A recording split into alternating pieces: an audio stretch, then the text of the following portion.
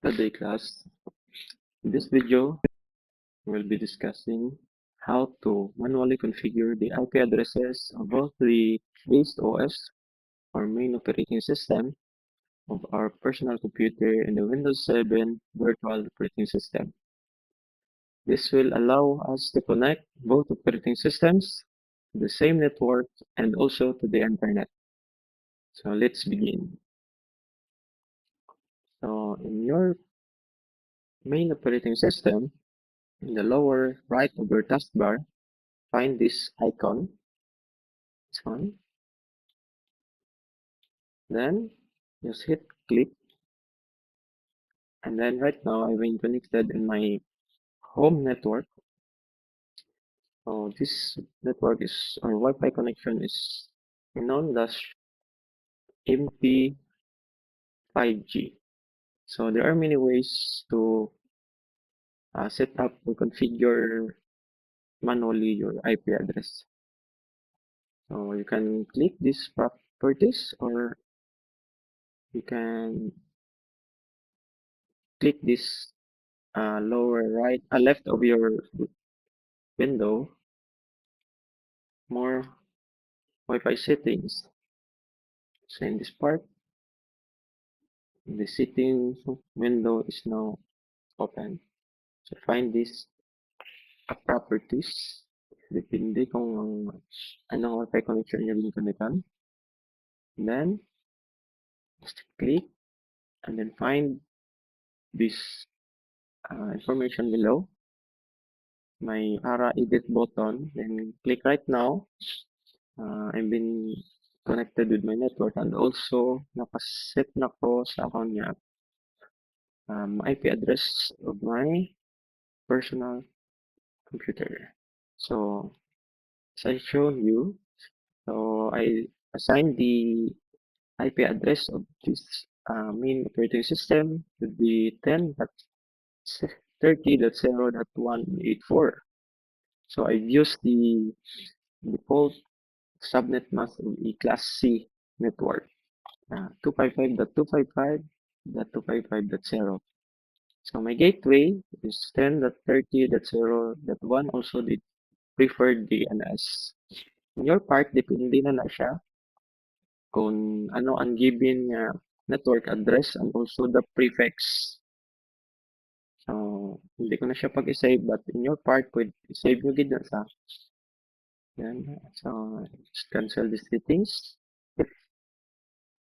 After saving those configuration for your manual IP address, so you can check it via command prompt. So, to open a command prompt, um, in your keyboard, Windows R, keyboard shortcut, and type CMD. This one.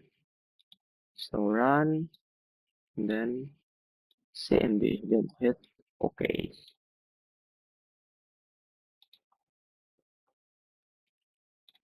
So the command prompt is now open. Just type ipconfig to verify if your configuration of your IP address is now applied. This one. My IPv4 address is same sa akong manual config. The subnet is the same. Default gateway also the same. So let's proceed. If however we'll be checking our this PC, if the internet connection is now okay. So I open the browser, Chrome, pindi ko anong favorite yung browser. Then you can browse anything, but first you need to do is to check if you have a internet connection. This one. So you can open fast.com, speedtest.net, anything.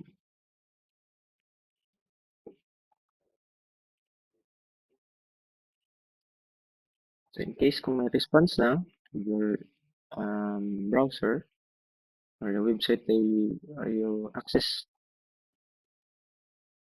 So right now that our main operating system had in the internet connection. Klaro na. Okay. Now, let's proceed sa ating virtual OS. So, just open your VirtualBox Manager. So, our Oracle VM VirtualBox Manager, may ara na siya naka-pre-installed na operating system or virtual operating system. This one. Find this pre-installed virtual OS Win 7 times 64-ITP 104. So just hit start. Wait until the virtual OS start up. So may mabatian lang ka muna nga startup audio sang ato nga Windows 7. So let's wait.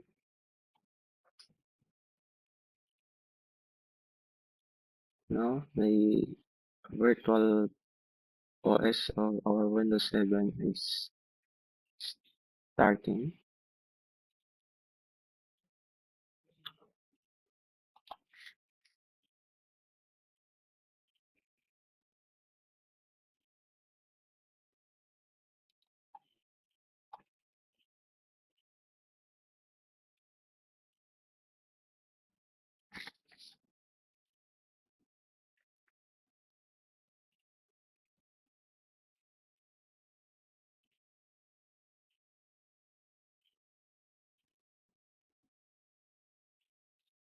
Don't know if you hear that sound, but in my part, start up ng audio sa ato na Windows 7.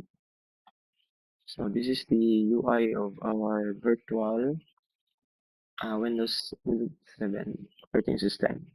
So in this part, the lower right icon of our network connection is now not connected or not available. As a default, in our virtual host configuration, the virtual adapter is now not attached or disconnected.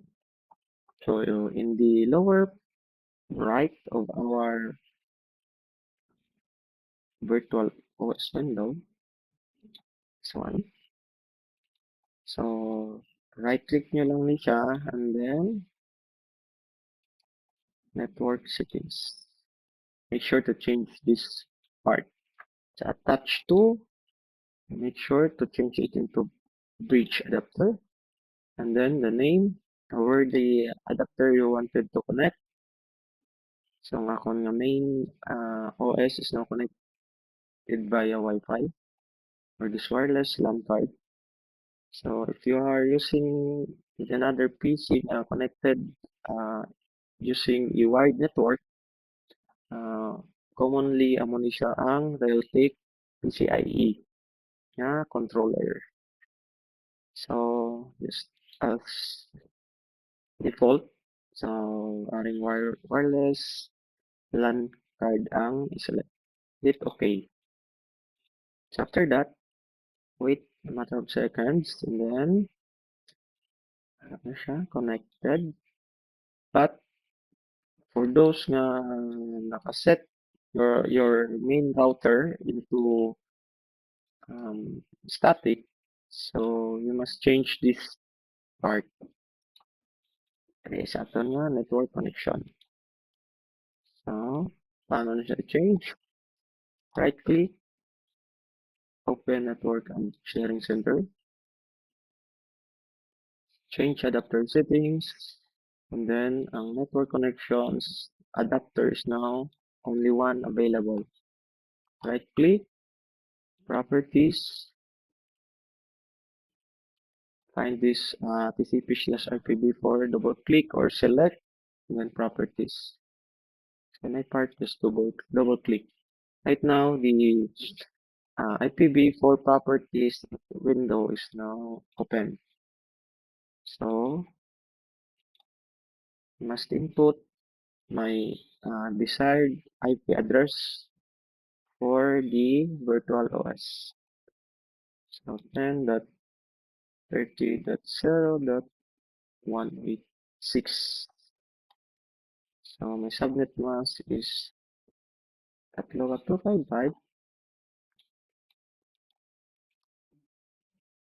Then the gateway is the same sa aton nga main OS. And that 30.0.1 also the preferred DNS. Hit OK, hit OK. So to check your IP address, if it is applied, just open the command prompt, ipconfig, then hit enter. So right now, the manually set IP addresses of my virtual OS is now applied. So we can now try to check if this virtual OS has a internet connection by typing ping command space. If you want to ping the website google.com and hit enter. So now nag-response na si google.com. Try to another site, youtube.com. This one. Or also the facebook.com. Ara. So in this part, our virtual OS right now it has a internet connection. So the virtual OS and also the main OS now connected to the internet. So if we try to ping our main OS, then the 30.0.184 dapat mag-response. There are cases na may bugs ang atong nga main operating system, we cannot ping the main OS. So, vice versa, we test if ang aton nga main OS can communicate with our virtual OS. So, just ping naman, space, IP sa aton nga virtual OS. Then, the 30.0.186. Uy, ayaw mag-response.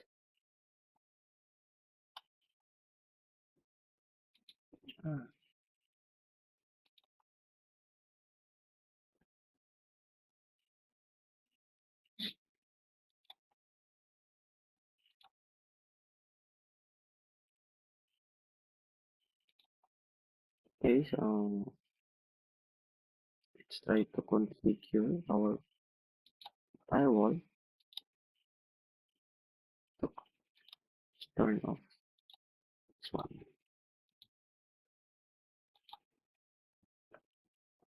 Okay, lang to stop the process, just Control C in your keyboard. Now let's bring again. To resume the previous or the previously inputted command, just arrow up in your keyboard. Hit enter. So right now that our virtual OS now responds to our main OS. Ano na siya? Identify niya na ha. Aring white nga command prompt. This is our main OS command prompt. And then this black na background ang command prompt. This is our virtual OS nga command prompt. So, if in your part, hindi ka makaping sa main OS using the virtual OS, so there are various ways to fix that one. Pero this part hindi ko na lang i-demo kaya medyo tricky. But in this part, using your main OS to ping your virtual OS, just change the firewall or turn off the firewall. This one. Liwat punta. This is start control panel, system and security. Windows Firewall. Sa left menu, may ara di turn Windows Firewall on or off. Tapos turn off muna. And hit OK. And test again. Then, na siya. Okay, now, after the main operating system and then virtual operating system is now connected with each other and also connected sa aton internet. So, we can we check config para makita nyo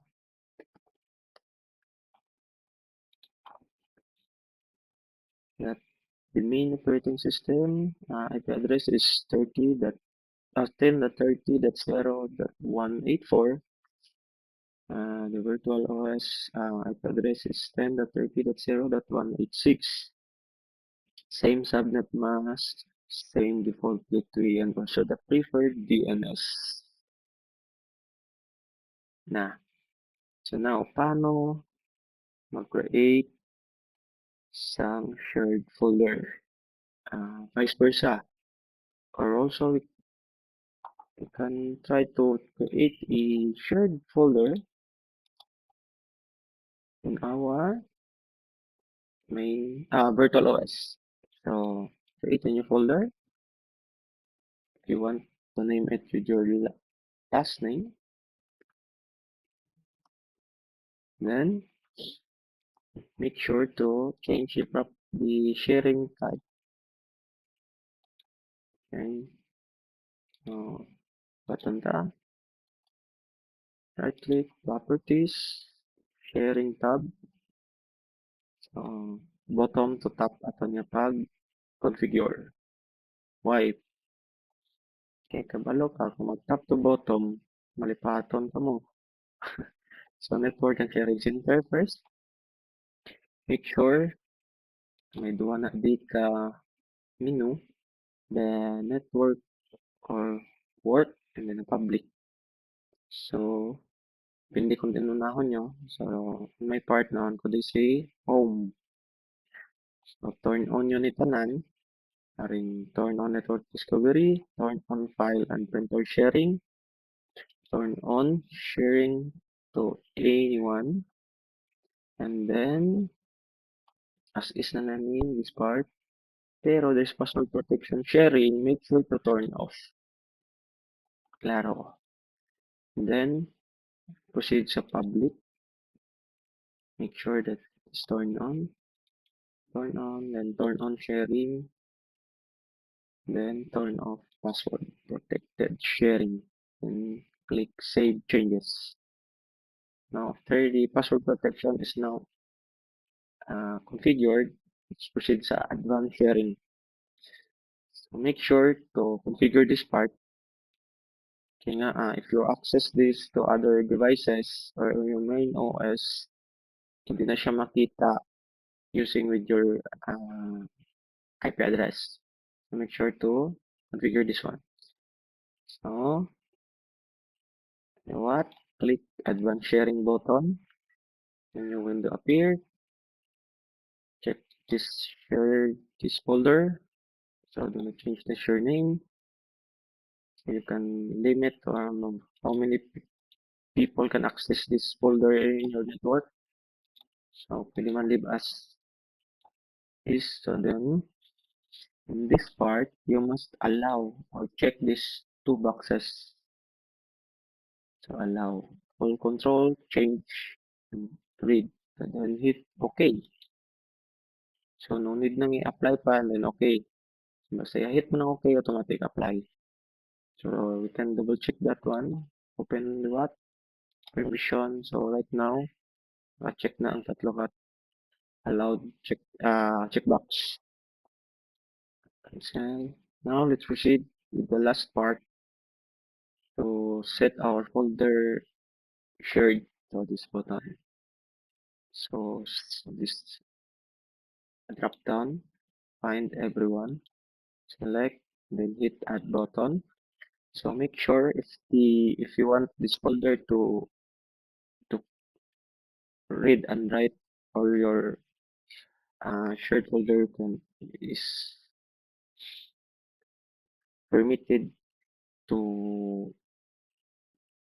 copy the file or save a file, so you can change the permission level into read and write. If you want see other users or other devices nag-access nga maka-copy lang or maka-open lang sa imong file, so just leave it as read. If you want nga maka-edit, maka-delete ang imong uh, naka-access sa imong folders, read and write permission, then click shared button, done. And you can now close these properties. So, paano natin ma-check in your virtual OS or in yung PC nga ginagamit kung imong shared folder is shared bala sa network. So, without leaving in your OS, or for example, virtual OS aton ginamit, can check it by opening the run command and then double backslash your, then followed with your IP address ang imong OS nga ginamit. So, ang next part, ang IP sa aton nga virtual OS is 10.30.0.186. Hit enter. Right now, ang aton nga folder nakita na sa network. This IP na aton shared folder nga may name nga Pinon. Okay din siya ma-open. So now, ara na shared na siya. So paano siya i-access naman with other devices ang shared folder from your virtual OS. So let's minimize this virtual OS. Let's go back sa aton nga main OS. This one. So sa main OS, same process. So nag-pick na kagina sa virtual OS. Just open and run. And then double backslash the IP address of your virtual OS. 186. Hit. Okay. Mari siya sa other display nag-pop up. Now, if ever nga hindi makita di mo shared folder, so may nasala ka nga settings diri sa imong folder sharing siya. So kay nakita man, so your sharing configuration is correct. Now, let's open this, access this shared folder. So kay ang permission is naka-read and write, so we can add anything. Diri. So I can create new folder, create text file, or text documents. We can add anything pakadto sa atong virtual OS. So now, if you want na hindi lang siya maka-add, maka-copy lang. Okay. So, brown ta, go back to the right click, properties, sharing, sa atong kagina, sa atong permission, sa advanced sharing. As is na siya. There is a shared. I must change it into read. Share liwat done. So let's go back sa aton nga folder sa access folder dirigi sa aton nga main OS. This one access one, right taliwat re-access. Those are hit enter kung naka-save man ang nga previous nga gin-encode gin type or encode na IP address. This part, access ta ang atong folder. So, let's try to add a new folder again. Now, the warning window is appeared. Destination folder access denied.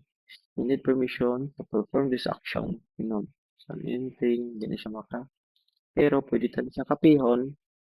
Pwede ka copy. So, hindi pwede ka-edit. Pwede na siya ma-open. Hindi na pwede ka-add. Now, let's try to input the text on a text document. Save. So, we cannot save it in this location. Sabi error. So, that is the difference between those two permissions on a read and the other one is read and write.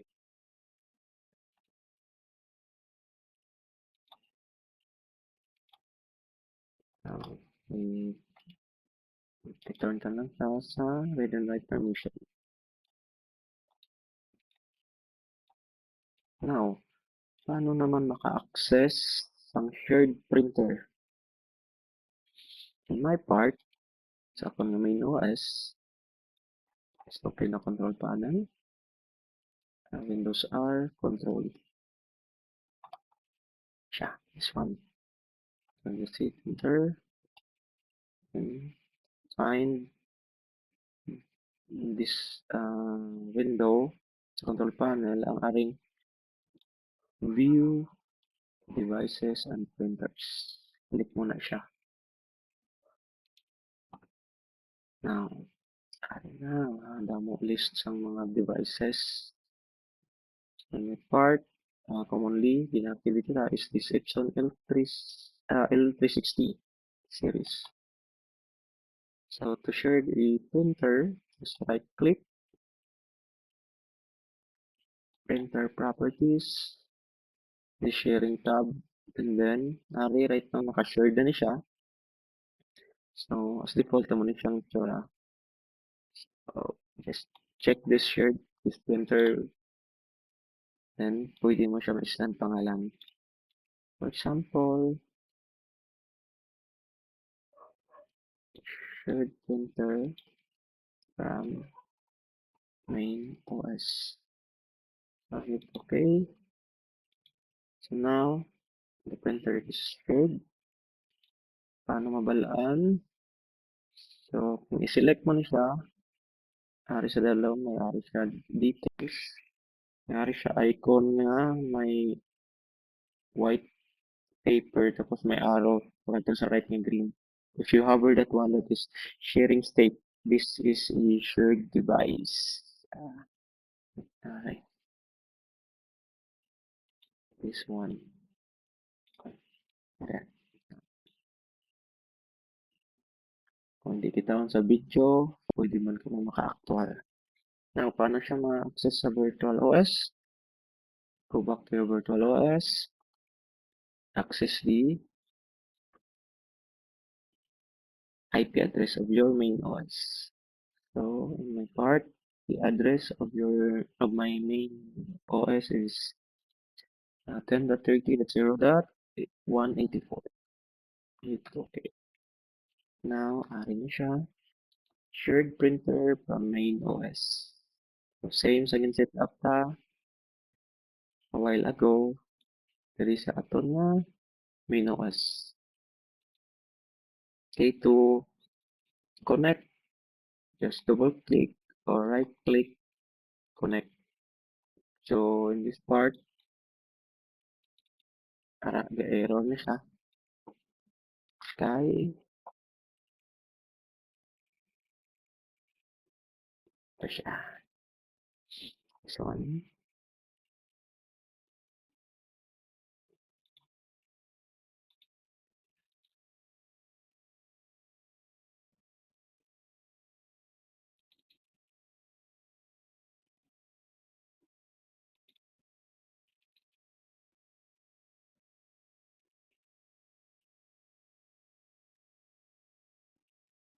Ang sharing sa akong nga main OS, need ko siya i-restart kay nag-error. Let's try to troubleshoot. Kung makaya, without restarting it.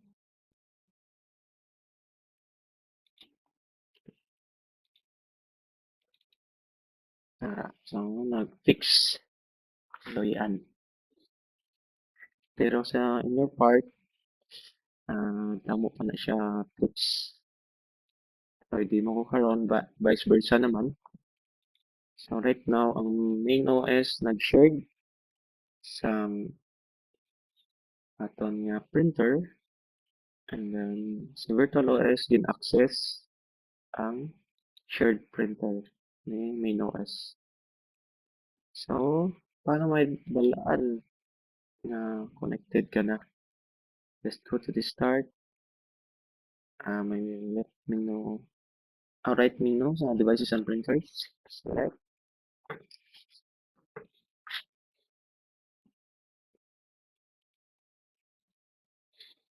So, in this part, kita mo na may list na printer na Epson L360 series on kung diin nga network address connected or IP address.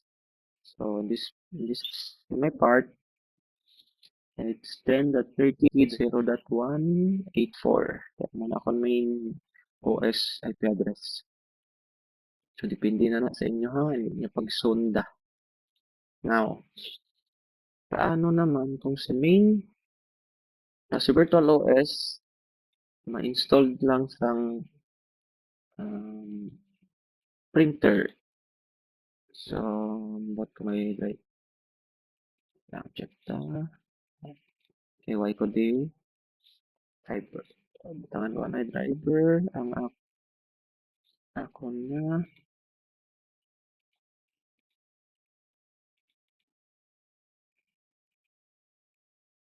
drivers. So, this one. Tangan ko driver.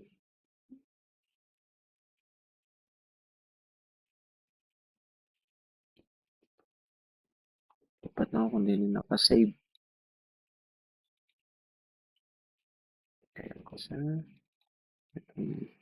so in my part, read only ni siya, pero ako ni siya folder. Dapat ko kung din nakasave. Okay, para na. So, sa virtual OS, i-access ko ang shared folder from main OS. Aring read only, ari di na save. Then, kapihon ko ni driver sang printer. Paste sa desktop. Now, pwede na kita ka-install ang aton nga printer bisan wa ita physical printer. Basta may driver. Just double click. Yes. And then, pwede sa default as is. Hit okay.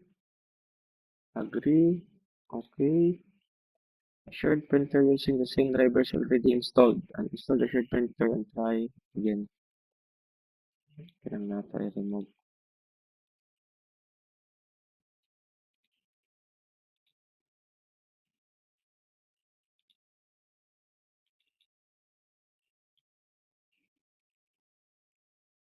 Kung hindi siya magana, kaya may ara na daw naka-install daan from our shared printer.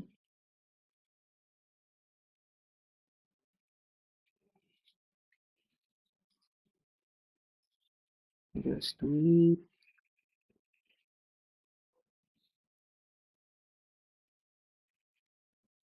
Time check. It's already 12:57 in the morning. So, may na. Let's go back. So, may window na pop-up window security. Just select install this driver software.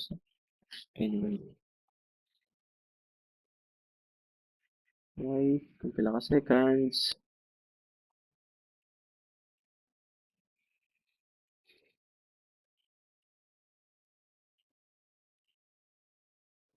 And then, select kami. No, USB connection. So, hindi ta mag-network connection. Hit okay. Then, wait na to na mag-error. Kaya why man ta physical printer. Select ang manual button. Then, pili lang da sa tatlo ka APT port. So, in my part, LPT1. Okay.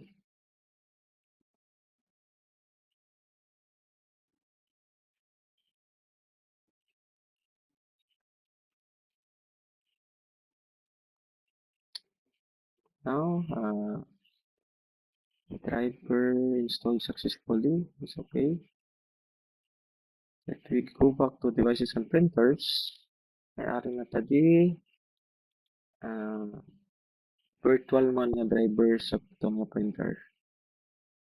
Atong printer nga din set as LPT1. So, pwede na natin siya mas share. So, paano mag-share? Right-click, printer properties, or sharing tab. Check the shared printer, and then change the share name. Shared printer from virtual OS. Hit okay. So, pwede mo natin siya mag-double check sa aton sa aton virtual OS. Sa iya ko galingon if ang shared printers makita na. So, type the IP address of this virtual OS. Hit okay. So now, ari na siya. So let's try to access it to our main OS or even sa other devices aton within our network. So, may part kay sa virtual OS man, sa lang ka laptop. So, dili ko sa main OS. So, main OS address is our virtual OS address is 10.20.0.186. Okay.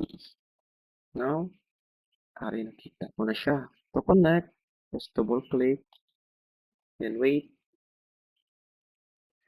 30. The resolution is successful. So, may nag-pop up na window. Pwede mo siya ma-close. And then to double check if ara, kato ka naman balik sa devices and printers. Ari na siya. So, in this part, pwede na ko ka print pakadto sa virtual OS. Simple as that. Side by side ta.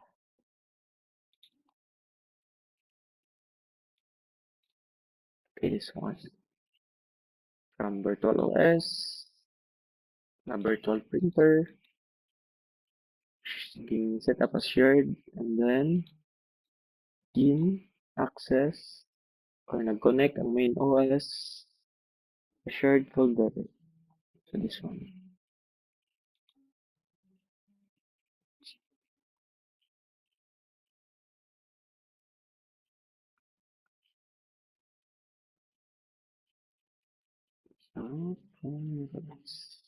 Okay, so that's it. Wala na ka-simple. Basic na basic. So, time check, it's 1:02 in the morning. Final edit, upload diretso. So that's all. Please study this video. Hindi kailan taon lang ang intro. Thank you.